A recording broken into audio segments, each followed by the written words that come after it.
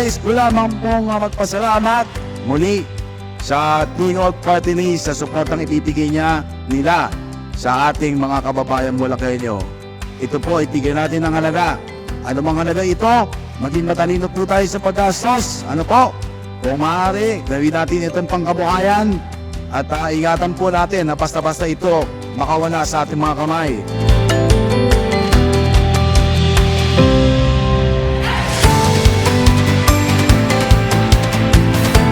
Ang Speaker of the House, the Honorable Ferdinand Martin G. Romualdez, ay nandito ngayon sa makasaysayang lugar ng Malolos, na kung saan pinasinayan ang alagang Tingog Center na noong pa man, ngayon at sa dating pang panahon ay patuloy na nagbababa ng iba't ibang tulong, scholarship program, tulong pinansyal sa libu-libong mag-aaral ng Bulacan State University, mga suportang pananalapi sa mga jeepney drivers at operators, magsasaka, mangingisda sa mga kababayan nating may sakit.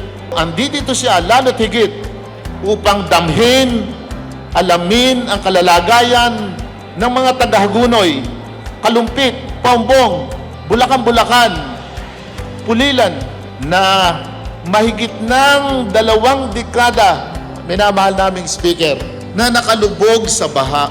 Napakaswerte po ang Primero Distrito ng Bulacan, ng bayan ng Malolos kasi ikinakatawa mong congressman ng First District, si Attorney Danny Domingo ay napakasipar at napakamaayos yung trabaho niya. Akala mo tahimik lang yan pero very effective yan at lahat ng kailangan po ng inyong distrito inaasikaso niya.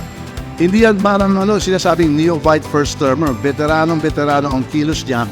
At nakikita ng ating mga ibang mga congressman, marami silang matutunan nila sa kilos at gawa ng ating mahal na congressman. Kaya maraming salamat.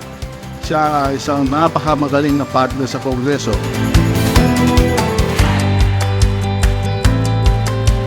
Nadinig ko na yung mga hinain po ng ating mahal na congressman na gumawa ng isang lone congressional district sa City of Malolos.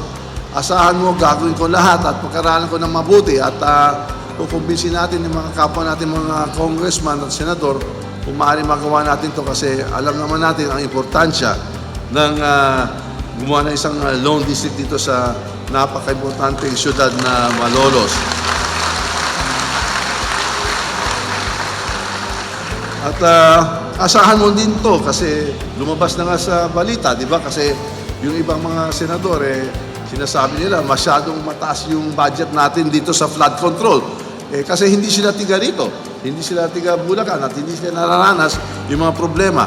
Kaya ini-explica natin po sa mga nagbabatigo sa malaking budget sa flood control na hindi to naman not dredging Itong over 200 billion na para sa flood control, ito ay isang comprehensive approach po to sa problema ng pagbabaha dito sa lalawigan Bulacan at saka dito sa rehiyon ng Central Luzon.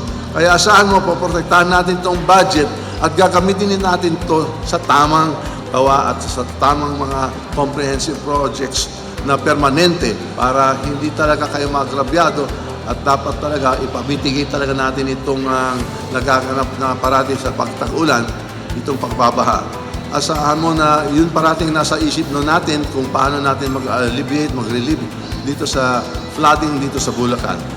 Maraming salamat po sa inyong lahat. Mabuhay Bulacan, mabuhay sa bayan Pilipinas. Maraming salamat po.